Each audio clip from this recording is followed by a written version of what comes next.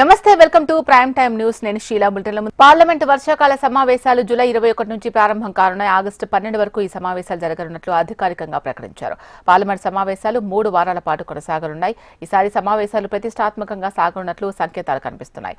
Operation Sindoor, కాల్పుల విరమణ ఒప్పందం, అమెరికా జోక్యం వంటి అంతర్జాతీయ అంశాలపై కేంద్ర ప్రభుత్వాన్ని విపక్షాలు గట్టిగా నిలదీసే ఛాన్స్ కనిపిస్తోంది. పార్లమెంట్ సమావేశాలు నిర్వహించాలని విపక్ష పార్టీలు, ఇండియా కూటమి నేతలు డిమాండ్ చేయడంతో కేంద్రం కీలక నిర్ణయం తీసుకుంది. గత కొన్నేళ్లుగా వాయిదా పడుతూ వస్తున్న జనగణనకు ఎట్టకేలకు మోక్షం లభించింది. దేశవ్యాప్తంగా జనగణనతో పాటు కులగణనను కూడా నిర్వహించాలని కేంద్ర ప్రభుత్వం నిర్ణయించింది.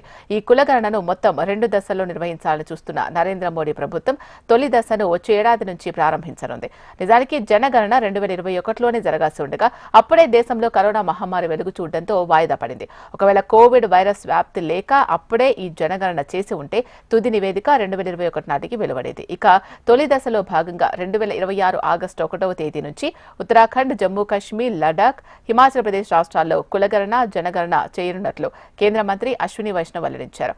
ఈ జనగణన, కులగణనను పారదర్శక పద్ధతిలో నిర్వహిస్తామని తెలిపారు.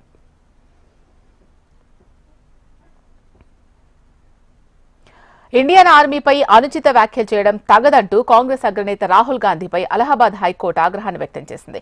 2022లో భారత్ జోడో యాత్ర సందర్భంగా రాహుల్ చేసిన కామెంట్లకు సంబంధించి లక్నో కోర్టు సమన్లు జారీ చేసింది. ఆ ఉత్తర్వులకు వ్యతిరేకంగా కాంగ్రెస్ దాఖలు చేసిన పిటిషన్ను జస్టిస్ సుభాష్ విద్యార్థితో కూడిన సింగిల్ బెంచ్ ధర్మాసనం విచారించింది. రాహుల్ పిటిషన్ను ధర్మాసనం తోసిపుచ్చింది.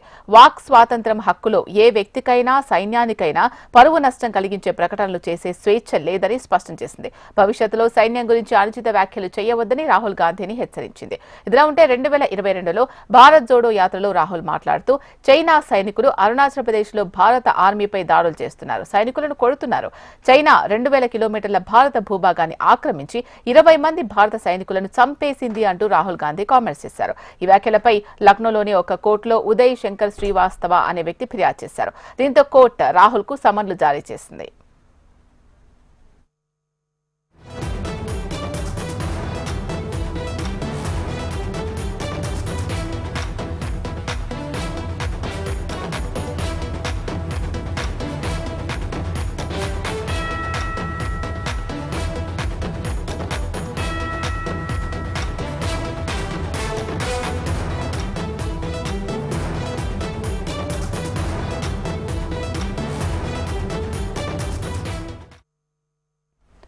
తెలంగాణ సచివాలయంలో సీఎం రేవంత్ రెడ్డి అధ్యక్షతన తెలంగాణ కేబినెట్ సమావేశం జరగనుంది.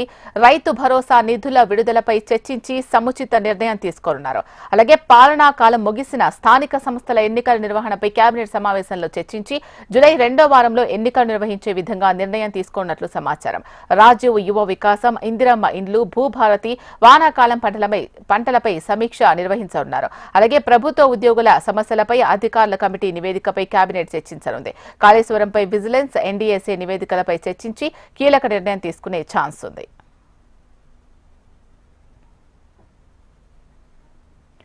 తెలంగాణలో అర్హులైన ప్రతి పేద కుటుంబానికి దశల వారీగా ఇందిరమ్మ ఇండ్లు మంజూరు చేస్తామని మంత్రి పొంగులేటి శ్రీనివాస్ అన్నారు.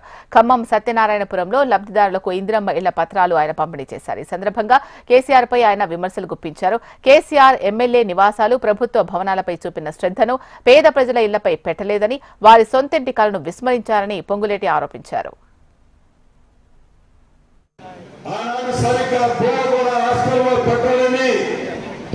పరిస్థితిలో ఉంటే వాళ్ళకి రైతు ఛార్జీలు 40% పెంచిన ప్రభుత్వం మన ఇందిరమ్మ ప్రభుత్వం.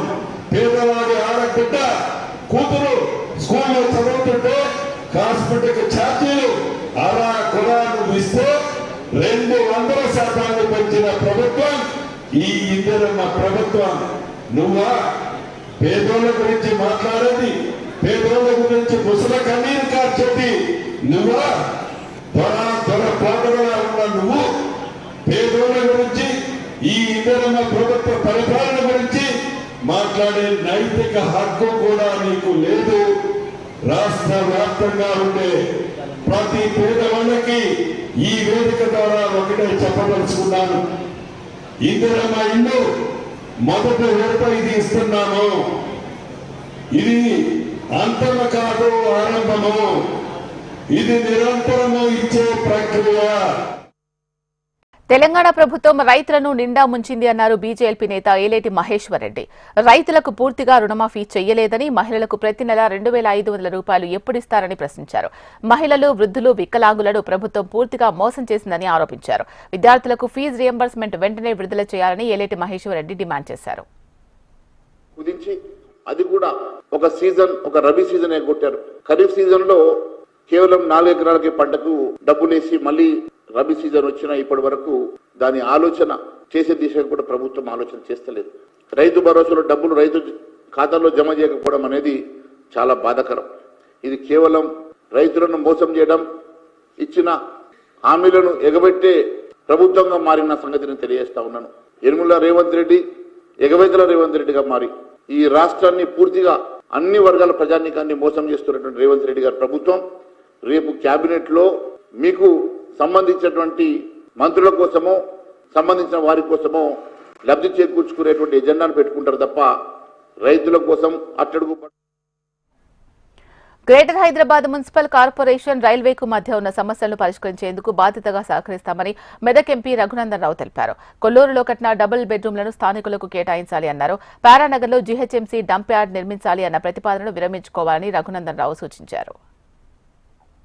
చూసిన తర్వాత భారతీయ జనతా పార్టీ పార్లమెంట్ సభ్యుడిగా 100% కొల్లూరు ప్రాంతంలో కట్టినటువంటి 2 BHK ఏదైతుందో వాటన్నింటినీ స్థానికంగా ఉండేటువంటి నిరుపేదలకు ఇవ్వాలనేది ఒకటి డిమాండ్ చేయడం జరిగింది. కొంతమంది గౌరవ కార్పొరేటర్లు అడిగినటువంటి రైల్వే భూముల వివాదాల విషయం లోపల కొంత కార్పొరేటర్లకు ఇబ్బంది అవుతుంది అనేటువంటి విషయాన్ని మా దృష్టికి తెచ్చినప్పుడు భారత ప్రభుత్వం తరఫున రైల్వే విభాగంతో ఒక జాయింట్ మీటింగ్ ఏర్పాటు చేస్తామని, రైల్వేకి సంబంధించి జీహెచ్ఎంసీ పరిధిలో ఉన్నటువంటి అన్ని సమస్యల్ని అడ్రస్ చేయడానికి పార్లమెంట్ సభ్యులమైనటువంటి నేను, ఈటెల రాజేందర్ గారు, కిషన్ రెడ్డి గారు అందరం కలిసి వేములవాడ రాజన్న ఆలయంలో లడ్డూ ప్రసాదంలో అవినీతి వివాదం మరోసారి తెరపైకొచ్చింది. ఆలయ కార్యనిర్వాహక అధికారితో పాటు 7గురిపై చర్యలకు సిద్దమైంది దేవాదాయ శాఖ. గతేడాది వేములవాడ రాజన్న ఆలయంలో ఆకస్మిక తనిఖీలు చేపట్టిన ఏసీబీ అవకతవకలపై ఫిర్యాదులు అందడంతో ఆకస్మిక తనిఖీలు చేపట్టింది. ఆ తనిఖీల్లో ప్రసాదాల తయారీ, విక్రయాలు, గోడౌన్లలో అవినీతి జరిగినట్లు ఏసీబీ గుర్తించింది.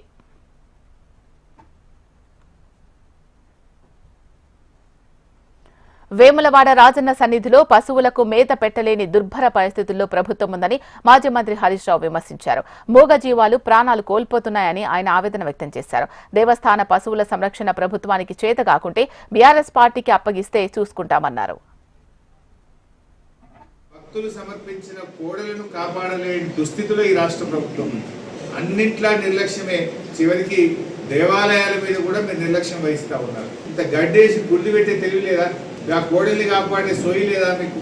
రోజు 5-10 చనిపోతుంటే కూడా ప్రభుత్వం స్పందించదాన్ని నేను అడుగుతా ఉన్నాను. మీకు చేత కాకపోతే చెప్పండి, మాకు అప్పచెప్పండి, మేమన్నా కాపాడుతాం. ప్రభుత్వాన్ని డిమాండ్ చేస్తున్నాం.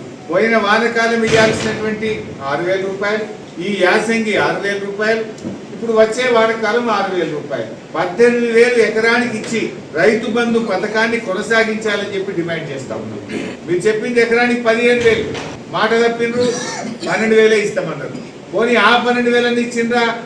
ఇవ్వలేదు. పోయిన సంవత్సరం వానకాలం ఎవరికి ఇవ్వలే.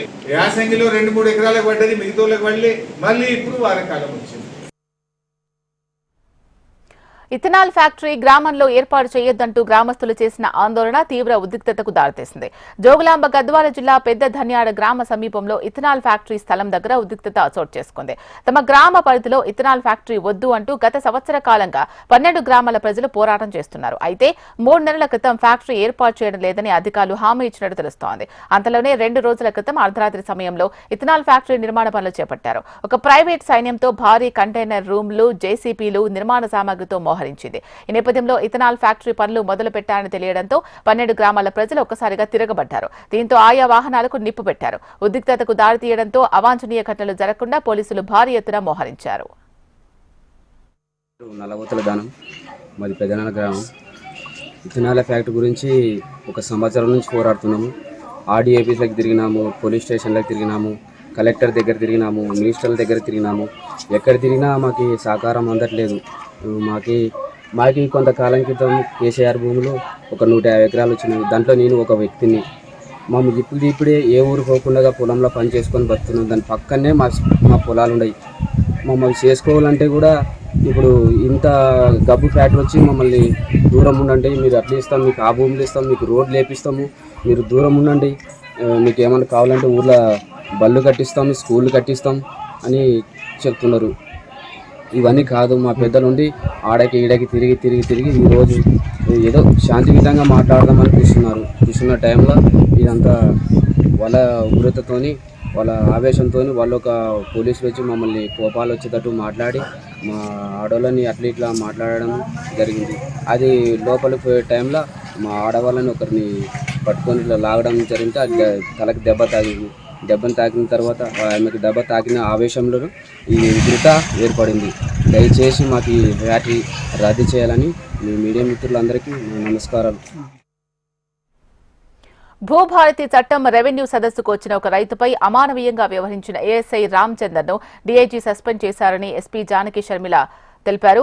నిర్మల్ జిల్లా పాత ఎల్లాపూర్లో రైతు సదస్సుకు వచ్చిన వృద్ధ రైతు పట్ల విచక్షణారహితంగా వ్యవహరించి తోసేసిన విషయాన్ని తెలుసుకున్న ఎస్పీ జానకి షర్మిల విచారాన్ని వ్యక్తం చేశారు. వృద్ధ రైతును ఏఎస్ఐ రామచందర్పై చర్యలు తీసుకోవాలని మంత్రి సీతక్క బాసర డీఐజీకి నివేదించారు. జరిగిన ఘటనపై చర్యలు తీసుకోవాలని నిర్మల్ జిల్లా ఎస్పీ జానకి షర్మిలను ఆదేశించారు. విధి నిర్వహణలో వృద్ధుల పట్ల పోలీసుల అత్యుత్సాహం మంచిది కాదు అనే అభిప్రాయాన్ని వ్యక్తం చేశారు. ప్రభుత్వం నిర్వహించిన రెవెన్యూ సదస్సులో భూమి సమస్యను చెప్పుకోవడానికి వచ్చిన రైతుపైన ఈ అఘాయిత్యం జరిగింది. రైతును ఎంఆర్ఓ చాంబర్ నుంచి బయటకు లాక్కొచ్చిన ఏఎస్ఐ గేటు బయటకు గెంటేశారని ఎస్పీ జానకి షర్మిల విచారణలో వెల్లడైంది. పోలీసు ఓవర్ యాక్షన్ పై సర్వత్రా విమర్శలు వెల్లువెత్తుతున్నాయి. సమస్యలను చెప్పుకోవడానికి వచ్చిన వృద్ధులకు సహకరించాల్సిన పోలీసులు అనుచితంగా ప్రవర్తించడంపై డీఐజీ క్రమశిక్షణా చర్యలు తీసుకున్నారని ఎస్పీ జానకి షర్మిల తెలిపారు. ఖానాపూర్ మండలంలోని పాత ఎల్లపూర్ విలేజ్ లో జరుగుతున్న భూభారతి సదస్సుకి అటెండ్ అయిన ఒక రైతు అక్కడున్న తహసీల్దారు రెవెన్యూ సిబ్బంది తోటి ఆర్గ్యుమెంట్ చేస్తూ ఉన్నప్పుడు ఆయన తహసీల్దారు పోలీస్ సిబ్బందికి అక్కడి నుంచి ఆయన పంపించేయమని చెప్పడం జరిగింది. పంపిస్తున్న క్రమంలో ఏఎస్ఐ రామచందర్ అతన్ని చాలా దురుసుగా నెట్టివేయడం జరిగింది. ఇట్లాంటి చర్యల్ని పోలీసులు కూడా ఎవరు హర్షించరు. ముఖ్యంగా నిర్మల్ పోలీస్ మీ పోలీస్ అని మేము ఒక క్రమంగా ప్రజలకు దగ్గర అవుతూ ముందుకు వెళ్తున్న క్రమంలో ఇట్లాంటి చర్యలు అసలు రాజకీయ దురుద్దేశంతోనే కేసీఆర్ కు నోటీసులు జారీ చేశారని తెలంగాణ జాగృతి అధ్యక్షురాలు కవిత ఆరోపించారు. కేసీఆర్ కు కాళేశ్వరం కమిషన్ నోటీసులకు వ్యతిరేకంగా ఇందిరా పార్క్ దగ్గర నిర్వహించిన మహాధర్నాలో కవిత ప్రసంగించారు. కేసీఆర్ ఏం తప్పు చేశారని నోటీసులు ఇచ్చారని ప్రశ్నించారు. కమిషన్ల కాంట్రాక్టర్ల కోసం కాంగ్రెస్ పనిచేస్తుందని ఆరోపించారు. గోదావరి నీటిని తరలించకపోతున్నా బీజేపీ కాంగ్రెస్ నేతలు ఎందుకు అడ్డుకోవడం లేదని ప్రశ్నించారు.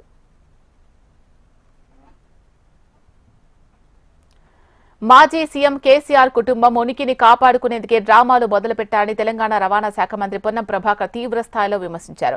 కవిత పార్టీలో దయ్యాలు ఉన్నాయని చెప్పడం ఎంతవరకు కరెక్టో తమకు తెలియదు అన్నారు. కల్వకుంట్ల కుటుంబంలో గొడవలు టీ కప్లో తుఫాన్ లాంటివి అన్నారు. ఈ విషయాన్ని ఏమాత్రం సీరియస్ గా తీసుకోవట్లేదని, బీఆర్ఎస్ పార్టీ ఏమైపోతే మాకెందుకని అన్నారు. బీఆర్ఎస్ విభేదాలు కాంగ్రెస్ పార్టీ శ్రేణులు ప్రజలు ఎవరూ పట్టించుకోవాల్సిన అవసరం లేదని పొన్నం ప్రభాకర్ అన్నారు. రాజకీయ ఉనికికి ప్రశ్నార్థమైనటువంటి పరిస్థితి. పార్టీలో సొంతంగా లేఖలు రాయడం, దయ్యాలున్నాయని చెప్పడం, లేదా కొత్తగా మళ్ళీ తండ్రిని కుటుంబ సభ్యుల నుంచి ఆకర్షితం చేసుకోవడానికో వాళ్ళ ఇంటర్నల్ మ్యాటర్ ఇది టీ కప్పులో తుఫాన్గా కాంగ్రెస్ పార్టీ భావిస్తారు. అంతకంటే పెద్దగా దాన్ని మేము సీరియస్గా చూడాల్సిన అవసరం లేదు. వాళ్ళు ఇంటర్నల్ లీడర్షిప్ క్రైసిస్ అది వాళ్ళు తేల్చుకుంటారు. వాళ్ళ ఎక్స్పోజర్ కొరకు, ఉనికి కోసం, వార్తల్లో రావడం కోసం తండ్రిని ఒకరు సపోర్ట్ చేస్తున్నట్టు, ఇంకొకరు సపోర్ట్ చేస్తలేనట్టు, ఒకరు ట్విట్టర్కే పరిమితమైందని పరస్పర ఆరోపణలు వాళ్ళు జవాబు చెప్పుకోవాలి. ఇది మాకు సంబంధించిన ఇష్యూ కాదు. ఇది రాజకీయంగా దృష్టి మరల్చడానికి జరుగుతున్నటువంటి ప్రయత్నం. దాన్ని కాంగ్రెస్ పార్టీ శ్రేణులు ఎవరు కూడా పెద్ద పట్టించుకోవాల్సిన అవసరం లేదు. ప్రజలు, మీడియా కూడా పట్టించుకోవాల్సిన అవసరం లేదు. ఎందుకంటే they are struggling for their existence. కూటమి ప్రభుత్వం విజయానికి కృషి చేసిన ప్రజలకు, కార్యకర్తలకు, నాయకులకు సీఎం చంద్రబాబు అభినందనలు తెలిపారు. జూన్ 4 ఆంధ్రప్రదేశ్ రాష్ట్ర రాజకీయాల్లో చరిత్ర సృష్టించిన రోజు అని సీఎం అభిప్రాయపడ్డారు. రాష్ట్రంలో నియంత పాలనకు ప్రజలు స్వస్తి పలికి నేటితో ఏడాది పూర్తయిందని వ్యాఖ్యానించారు. ప్రజల కూటమికి ఇచ్చిన అధికారాన్ని రాష్ట్ర పునర్నిర్మాణం కోసం నిత్యం పనిచేస్తామన్నారు. రాబో 4 ఏళ్ల పాలనలో రాష్ట్రం దిశ మారుస్తారని పేర్కొన్నారు. విధ్వంస పాలకులపై రాజీలేని పోరాటంతో కూటమి విజయానికి నాంది పలికిన టీడీపీ, జనసేన, బీజేపీ కార్యకర్తలకు, నాయకులకు అభినందనలు తెలుపుతూ ఎక్స్లో సీఎం చంద్రబాబు ట్వీట్ చేశారు.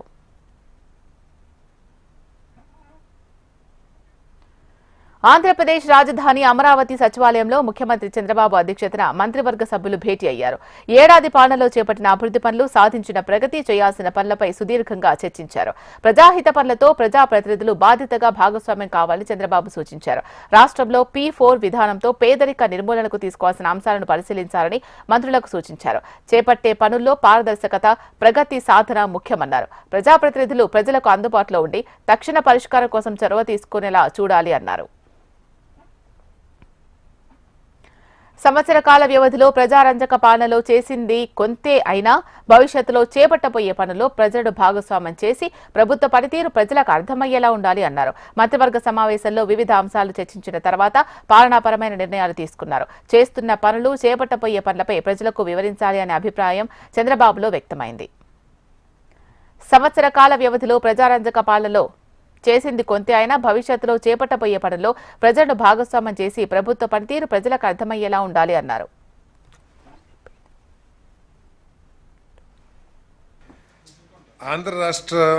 ఆంధ్రప్రదేశ్ రాష్ట్ర క్వాంటమ్ మిషన్ స్థాపనకు ఐటీ, ఎలక్ట్రానిక్స్ మరియు కమ్యూనికేషన్ శాఖ చేసిన ప్రతిపాదనకు రాష్ట్ర మంత్రిమండలి ఆమోదం తెలిపింది.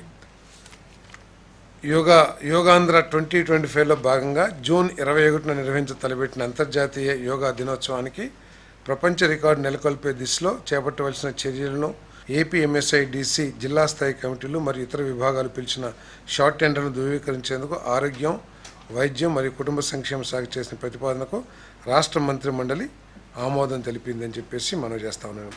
Andhra Pradesh economic cities promotion and development corporation limited ద్వారా ఎన్టీఆర్ జిల్లా వేమవరం గ్రామంలో జెట్ సిటీ వద్ద ప్లాటెడ్ ఫ్యాక్టరీ కాంప్లెక్స్. కూటమి ప్రభుత్వంపై వైఎస్ఆర్సీపీ కోఆర్డినేటర్ సజ్జల రామకృష్ణారెడ్డి విమర్శల వర్షం కురిపించారు. అధికారంలోకి వచ్చిన ఏడాదిలోనే ప్రజల్లో వ్యతిరేకత కనిపిస్తోందని సజ్జల అన్నారు. కోవిడ్ లాంటి పరిస్థితుల్లో కూడా వైఎస్ఆర్ కాంగ్రెస్ ప్రభుత్వం ఏనాడు సంక్షేమ పథకాలు ఆపలేదని సజ్జల పేర్కొన్నారు. కూటమి ప్రభుత్వం అధికారంలోకి వచ్చాక 1,50,000 కోట్ల రూపాయలు అప్పు చేసింది అన్నారు. 175 నియోజకవర్గాల్లో వెన్నుపోటు దినం విజయవంతమైంది అని సజ్జల అన్నారు. ఇప్పటికైనా కూటమి ప్రభుత్వం ఇచ్చిన హామీలు అమలు చేయాలని సజ్జల రామకృష్ణారెడ్డి డిమాండ్ చేశారు. కూడగట్టుకొని ఎలాగో అమలు చేయనని ముందే తెలిసిన హామీలను హోరెత్తించి ఇంకా అన్ని రకాలుగా అన్ని శక్తులు కూడగట్టుకొని అందరినీ ఏకం చేసుకొని ప్రజలను మోసం చేసి అని ఎందుకంటున్నానంటే అప్పటికే మోసం చేయాలని నిర్ణయించుకున్నట్టు ఆయన ఇచ్చిన హామీలను బట్టే అర్థమవుతుంది. ఆ భ్రమలో ప్రజలు ఈరోజు ఓటు వేస్తే ఆ పార్టీల 3 పార్టీల కూటమి గెలిచిన రోజు. కూటమి ప్రభుత్వం ఇచ్చిన హామీలు అమలు చేయలేదంటూ వైసీపీ మాజీ మంత్రి రోజా ఆరోపించారు. హామీలు అమలు చేయడంలో కూటమి ప్రభుత్వం విఫలమైందని వైసీపీ వెన్నుపోటు దినాన్ని నిర్వహించింది. నగరంలో రోజా ఆధ్వర్యంలో క్లాక్ టవర్ నుంచి మున్సిపల్ ఆఫీస్ వరకు ర్యాలీ కొనసాగించారు. చంద్రబాబు ఇచ్చిన హామీలు అమలు చేయాలంటూ ప్రభుత్వ కార్యాలయాల్లోని అధికారులకు వినతి పత్రాలు అందజేశారు.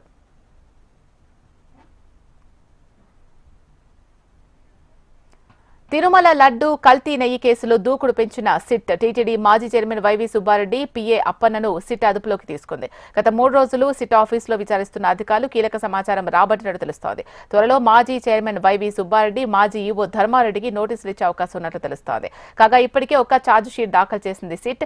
వైసీపీ హయాంలో కీలక పదవిలో ఉన్న పిఏ అప్పన్న ఢిల్లీలో చక్రం తిప్పినట్టు తెలుస్తోంది. తిరుమల లడ్డు ప్రసాదం కల్తీ నెయ్యికి అప్పన్న కూడా ఒక కారకుడని సిట్ దర్యాప్తులో తేలింది. విజయనగరం జిల్లా చీపురుపల్లిలో వెన్నుపోటు దినోత్సవ ర్యాలీలో ప్రసంగిస్తూ సొమ్మసిల్లి పడిపోయిన బొత్స సత్యనారాయణ కోలుకున్నారు. పార్టీ కార్యాలయంలో పార్టీ శ్రేణులు సపర్యలు చేయడంతో కోలుకున్న బొత్స వెంటనే లేచి కూర్చున్నారు. బీపీ ఒక్కసారిగా డౌన్ కావడంతోనే అస్వస్థకు గురైనట్లు పార్టీ వర్గాలు భావిస్తున్నాయి.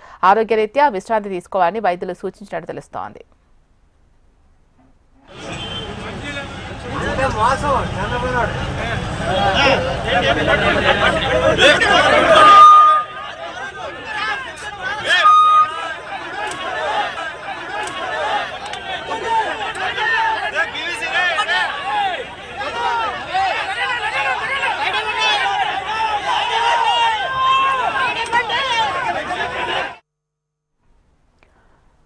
న్యాయం చేయాలంటూ రాష్ట్రానికి చెందిన బీఎస్ఎఫ్ జవాన్ డి నరసింహమూర్తి జమ్మూ కాశ్మీర్ నుంచి సెల్ఫీ వీడియో విడుదల చేశారు. అమరాపురం మండలం ఊదుకూరుకు చెందిన నరసింహమూర్తి దేశ సరిహద్దులో జవాన్ గా విధులు నిర్వహిస్తున్నారు. భూ సమస్యను తక్షణమే పరిష్కరించాలని అధికారులను ఆదేశించారు. దీంతో సర్వే జరిపి పోలీసుల సమక్షంలో హద్దులు నిర్ణయించడంతో సమస్యకు పరిష్కారం లభించింది అంటూ మంత్రి నారా లోకేష్ ట్వీట్ చేశారు. గతంలో కూడా మరో జవాన్ కూడా తన స్థలాన్ని కబ్జా చేశారని ఆరోపించగా ఆ సమస్యను పరిష్కరించారు. రోజుల క్రితం సోషల్ మీడియాలో ఒక వీడియో అప్లోడ్ చేయడం జరిగింది. దానికి వెంటనే మంత్రివర్యులు నారా లోకేష్ గారు స్పందించి ఉన్నతాధికారులతో మాట్లాడి నాతో స్వయంగా ఫోన్లో మాట్లాడి సమస్యను తెలుసుకొని అతి త్వరలో సమస్యను పరిష్కరిస్తానని హామీ ఇచ్చి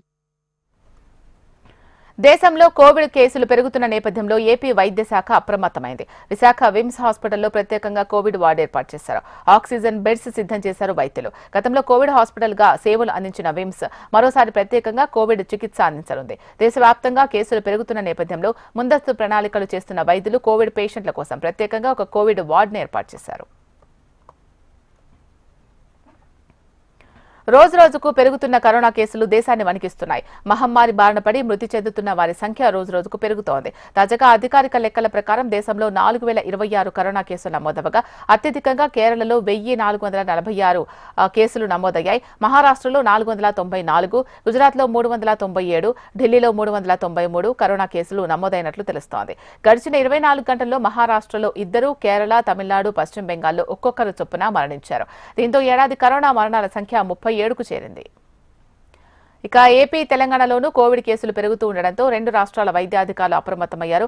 ఇప్పటికే 10ల సంఖ్యలో కేసులు నమోదవగా వారికి మెరుగైన చికిత్స అందిస్తున్నామని వైద్యులు తెలిపారు. తాజా విశాఖలో కోవిడ్ వార్డు ఏర్పాటు చేశామని, ఇకపై వాతావరణ మార్పుల నేపథ్యంలో కోవిడ్ వ్యాప్తి అధికమయ్యే అవకాశం ఉండడంతో ప్రజలు మరింత జాగ్రత్తగా ఉండాలని వైద్యులు సూచిస్తున్నారు. దక్షిణ కొరియా అధ్యక్ష ఎన్నికల్లో ఉదారవాది అయిన డెమోక్రాటిక్ పార్టీ అభ్యర్థి లీ జే మ్యూంగ్ విజయం సాధించారు. దీనిపై ఎగ్జిట్ పోల్ అంచనాలు నిజమయ్యాయి. 95% ఓట్ల లెక్కింపు పూర్తయ్యేసరికి జే మ్యూంగ్కు 48.86%, మితవాద అభ్యర్థి కిమ్ మూన్ సూకు 41.98% ఓట్లు లభించాయి. పలు టీవీ ఛానల్ నిర్వహించిన ఎగ్జిట్ పోల్స్ లోనూ జే మ్యూంగ్ విజేత అని తేలింది. దేశ అధ్యక్షుడిగా ఉన్న యూన్ సుక్ యోల్ స్వల్పకాలం పాటు సైనిక పాలన విధించిన కారణంగా అభిశంసనకు గురై పదవి కోల్పోవడంతో ఈ ఎన్నికలు జరిగాయి. ఎన్నికలకు ముందు జరిగిన సర్వేలు సైతం జే మ్యూంగ్ అవలీలగా గెలుపొందుతున్నారని వెల్లడించాయి. 14,295 పోలింగ్ కేంద్రాల్లో పోలింగ్ మంగళవారం ఉదయం 6 గంటలకు ప్రారంభమై రాత్రి 8 గంటలకు ముగిసింది. 1.9 కోట్ల మంది తమ ఓటు హక్కు వినియోగించుకున్నారు. ముందస్తు ఓటింగులో మరో 1.5 కోట్ల మంది పాల్గొన్నారు. మితవాద అభ్యర్థి కిమ్ మూన్ సూ తన ఓటమిని అంగీకరించారు. ప్రజల ఎంపికను వినమ్రంగా అంగీకరిస్తున్నాను అని చెప్పారు. జే మింగ్కు అభినందనలు తెలిపారు. ఇవి ఇప్పటివరకున్న అప్డేట్స్. చూస్తూనే ఉండండి హెచ్ఎం టీవీ. వార్త ఆగదు, నిజం దాగదు.